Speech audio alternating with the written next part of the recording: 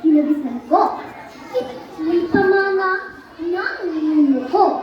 Maraming nagtatangka na ito'y mabago. Sila ay di nagtagumpay pagkat kinaglaban ko. Tayong Pilipino, may sariling wika. Dapat ipagtanggol at pagkamahalin. Hindi lamang sa salita, bagkus sa isip o gawa. Tayong Pilipino'y lubhang mahanga-hanga.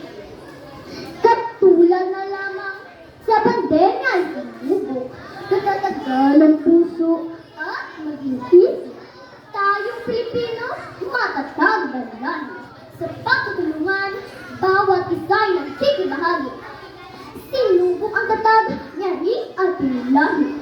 Sa pananalangin, kaligtas ay naging. Ang bawat isa'y sa Diyos ay lumapit.